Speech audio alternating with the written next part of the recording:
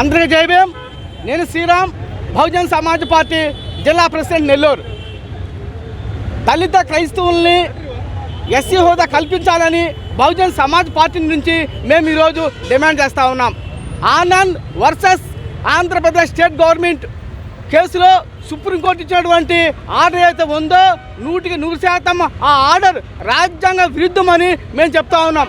ఎందుకంటే భారత రాజ్యాంగం ఆర్టికల్లో ఉన్నటువంటి 15 చాలా స్పష్టంగా చెప్తా ఉంది.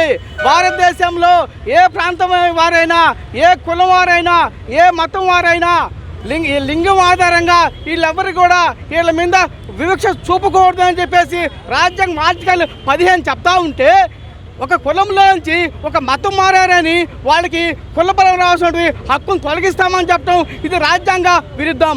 అదేవిధంగా భారత రాజ్యాంగము 1950 జనవరి 26 అమలైతే, అదేవిధంగా రాష్ట్రపతి ఆర్డర్ అదే సంవత్సరము ఆగస్టు ఇంప్లిమెంట్ చేసి ఆ ఆర్డర్ ప్రకారము ఎవరైతే ఇక్కడ ఉన్నటువంటి ఎస్సీలు క్రిస్టియానిటీ చేరినా వాళ్ళకి ఉన్నటువంటి ఎస్ఏ హోదా కోల్పోతారని చెప్పడము ఇది దుర్మార్గమైన చర్య అని మేము బహుజన్ సమాజ్ పార్టీని డిమాండ్ చేస్తాము. అదేవిధంగా 1956లో ఆ రాష్ట్రపతి ఆర్డర్ని సవరించి ఈ దేశంలో ఎస్సీలు ఎవరైనా ఇక్కడ ఈ కులం నుంచి సిక్కులకు మతం చేరితే వాళ్ళకి ఎస్సీ హోదా కల్పిస్తుందని రాష్ట్రపతి ఆర్డర్ని సవరించారు. అదేవిధంగా 1950లో మరొకసారి రాష్ట్రపతి ఆర్డర్ని సవరించి ఎస్సీలు ఎవరైనా సరే బౌద్ధములకు చేరితే వాళ్ళకి కూడా ఎస్సీ హోదా కొనసాగద్దని చెప్పేసి మళ్ళీ ఆ ఆర్డర్ని సవరించారు.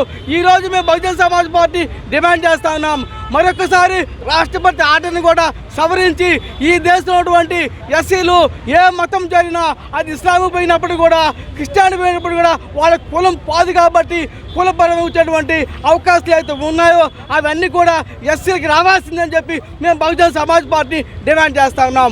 మరీ ముఖ్యంగా గతంలో జరిగినటువంటి ఎలక్షన్స్ చంద్రబాబు నాయుడు పదే పబ్లిక్ మీటింగ్లో చాలా స్పష్టంగా చెప్పడం జరిగింది. ఈ రాష్ట్రంలో ఎస్సీస్ క్రైస్తవులు పోతే వాళ్ళని బీసీసీగా పరిగణిస్తూ ఉన్నారు. కాబట్టి దీని మీద నేను కూడా పోరాటం చేసి ఎస్సీలకి ఎస్సీ హోదా వచ్చేలాగా కొట్లాడతానని చెప్పినటువంటి చంద్రబాబు నాయుడిని మెరుగుతా ఉన్నాం. మొన్నటి రోజు దాదాపు సుప్రీంకోర్టు జీవో వచ్చి దాదాపు 8 రోజులు కావస్తా ఉన్నా ఆ సుప్రీంకోర్టు జీవో మీద రివిజన్ పిటిషన్ చేయమని చంద్రబాబు నాయుడిని మేము బహుజన్ సమాజ్ పార్టీని డిమాండ్ చేస్తూ ఉన్నాం. అదేవిధంగా గతంలో జగన్మోహన్ రెడ్డి ప్రభుత్వంలో ఉన్నటువంటి ప్రతి దళితులు కూడా జగన్మోహన్ రెడ్డిని నెత్తినెత్తుకొని జగన్మోహన్ రెడ్డి గారి అమ్మ విజయమ్మ గారు బైబిల్ పట్టుకొని ప్రచారం చేసినప్పుడు కూడా ఈ బైబిల్ పట్టుకొచ్చారు. వీళ్ళు కూడా మా క్రైస్తవులైనటువంటి మెజార్టీ ఉన్నటువంటి ఎస్సీలో క్రైస్తవులు అందరూ కూడా జగన్మోహన్ రెడ్డికి ఓట్లేసి అధికారం ఇస్తే ఇప్పుడు కూడా జగన్మోహన్ రెడ్డి ఎస్సీల గురించి మాట్లాడిపోవడం చాలా శోచనీయం. ఇప్పటికైనా బహుజన్ సమాజ్ పార్టీ మేము డిమాండ్ చేస్తూ ఉన్నాం, ఎమ్మటే సుప్రీంకోర్టు ఇచ్చినటువంటి ఆర్డర్ మీద ఈ రాష్ట్ర ప్రభుత్వం రివిజన్ పిటిషన్ చేయమని డిమాండ్ చేస్తూ ఉన్నాం. అదేవిధంగా జగన్మోహన్ రెడ్డిని ప్రధానమంత్రి మోడీకి అదేవిధంగా రాష్ట్రపతి కూడా ఒక అప్పీల్ పంపించి ఈ జడ్జిమెంట్ మీద రివిజన్ కోరమని జగన్మోహన్ రెడ్డిని డిమాండ్ చేస్తూ ఉన్నాం. అదేవిధంగా ఇప్పటి వరకు భారత రాజ్యాంగాన్ని 130 సార్లు సవరించారు.